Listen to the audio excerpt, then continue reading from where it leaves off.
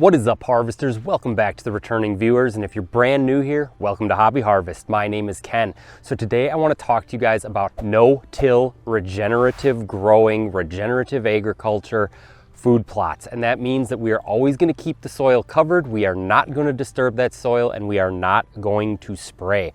Now, this is probably the best way to take care of your soil and take care of your food plots. It's also going to end up being one of the cheapest ways to do it because you're not putting in the time and effort and the fuel into plowing, tilling, disking, whatever.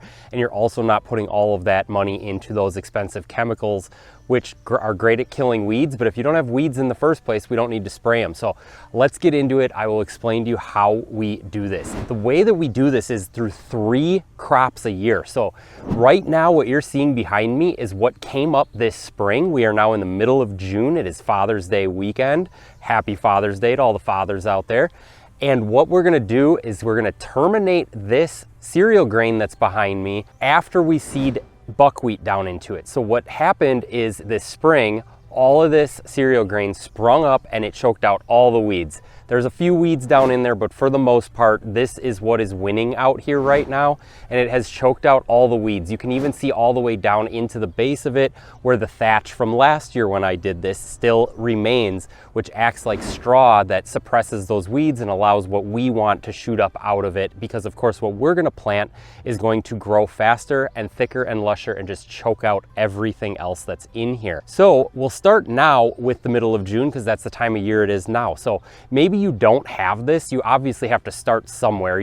It's one of those, what came first, the chicken or the egg? We're gonna just start with whatever time of year you are at. So if you're seeing this and it's not the middle of June, just kind of go off of which part of this video, and we'll do the whole cycle to get you to understand what to do. You can start at any one of these 3 crop stages and then get going for a full cycle next year. So like I said, we're gonna throw buckwheat down into the standing cereal grain. You wanna do that at 50 pounds per acre. I'm gonna go a little heavier than that just because last year I didn't have great, I don't know if it was that didn't have great germination or I just underseeded it, but I'm actually gonna bump that up to about 75 pounds per acre.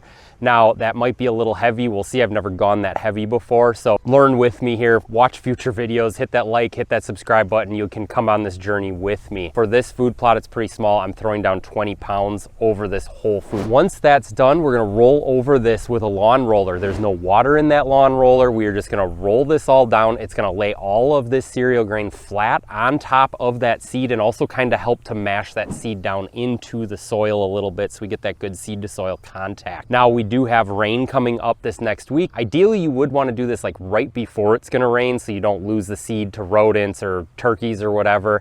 But with this thatch laying down on top of it, it makes it a lot harder for them to get at it. And like I said, I'm overseeding anyway, so even if they do come in and pick through some of my seeds, I'm not worried about it because I'm planning ahead with how much seed I'm seeding down anyway.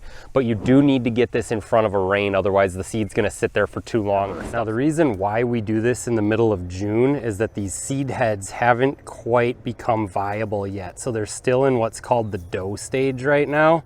So if we break it apart, you're gonna see that the seed is pretty squishy and not exactly hard seed that you would be planting. So by terminating it now, we're not going to be seeding it into the plot. And you might think, well, hey, free seed, why wouldn't we wanna do that? And the reason being is the timing. If we were to seed this now, this is gonna be looking about like what it does right now, where it's old and mature and super unattractive to the deer herd come the fall hunting season. So we're always trying to plant those young, lush, green, attractive, tasty greens for the deer. Now to get this nice stand of cereal grain coming up in the spring, you need to seed this back in August when you plant your fall food plots. So I will dress those food plots with a nurse crop of a cereal grain, but then also any failed areas of that food plot that gets browsed down or you have just bad germination or it gets flooded or something, you can throw some cereal grain in there to help save that part of the food plot.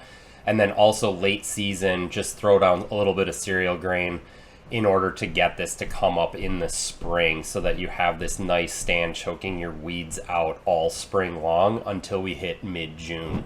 All right, so we got this all flattened out here. So this is essentially straw on top of that seed. That's what the shafts of cereal grain are, is straw. So once this completely dries out, we just put straw over the top of our seed, It's going to prevent all the weeds from coming up until our buckwheat seeds can start growing. So that's the whole point of regenerative agriculture, is that you never leave the soil uncovered. Then about the middle of August here for southeastern Wisconsin, that is when we're going to come in here and then crimp that buckwheat like we just did all of the cereal grain, after we throw our fall focused forage mixes in here. So whatever your fall food plots are, we can get into what that should be and where that should be in another video. That's pretty complicated. But if you are here in like southeastern Wisconsin or that line across the country, you're looking at doing this about middle of June.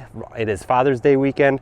And then you're looking at planting your food plot in like the middle of August. Now, go a week earlier or a week later if you got a good rain coming, always go off that rain. But now if you're further north, like in northern Wisconsin and that line across, you can aim for more like early June and then early August. Now, if you're further south, you guys are just more dependent on hitting the beginning of your hunting season, because you guys aren't going to have to worry about getting that growth before it starts getting really cold. So if you're down in like Illinois or further south, you guys just target for when your hunting seasons are and then get it so that your fall focused food plot is viable, is young, and is tender and attractive to the deer herd for your hunting season. Now that this is in here, what this also does, this is all going to turn to organic matter. So we get this first stage of organic matter here with the cereal grain, and then we're going to get a second round of organic matter going into the soil when that buckwheat's terminated, and then when ultimately the food plot material that's in here dies off in the winter as well. So you're getting 3 crops of organic material added into this soil while never exposing the soil. So it is just making this super, super healthy soil. And the more rounds, the more years you do this, the better and better and better your soil is going to be, to the point where you really aren't going to have too many weeds in here anyway. Again, you're always going to have a few, because stuff like thistles and stuff, those seeds blow in here. So you're still going to have all of those noxious weed seeds down in your soil. That's why we don't want to till, because it brings all those noxious weed seeds to the surface. Right now, we're working with surface soil that is just this organic material that we've been creating over the last few years with those 3 crops a year. We're only having to deal with those weed seeds that blow in, the dandelions, the thistles, things like that that blow in on top. But those are easily crimped and taken care of when we do this rolling. And then everything we plant out competes those and springs up faster than them anyway, and then chokes them out for sunlight so they don't get a real solid growth and don't produce a ton of seeds inside of our plot for us to compete with. Oh, and there's one last point I want to make. So you guys, if this is your very first year doing this, I know we're talking about no-till, we're talking about regenerative agriculture here where we never leave the soil exposed. There are going to be some situations where you do want to at least cultivate or drag harrow that top layer of soil just to bust up any rocks out of there, any roots out of there, any like things that are going to really mess with getting seed to soil contact. So these might be things like you have a thatch on there. So this food plot, for example, was a mowed paintball field years and years and years ago when I was a lot younger and a lot more energetic to do things like that. So this had a really thick thatch down on top of it. I had to cultivate this just to break up that top sod layer so that I could get a decent seed to soil contact. So very first year, do whatever you need to do to bust up that very top layer. But once you start getting your seeds in the soil, that 3 plantings a year, you don't need to worry about doing that anymore. Invest in a cheap lawn roller instead of all of that other equipment, and that is what's going to get you guys these really good food plots without having to put in all of the time and effort with the equipment. Plus, it's way better for your soil. This soil is absolutely perfect. I can grow anything out here. I probably wouldn't even have to rotate crops because of how much fresh organic matter is going into the soil here, but I still do because you might as well, right? So I'll talk about all that in a food plot planting video. You guys hit that like button, hit that subscribe button. If you guys have any questions, leave a comment down below. And by the way, we are still running a discount code on our trail cameras.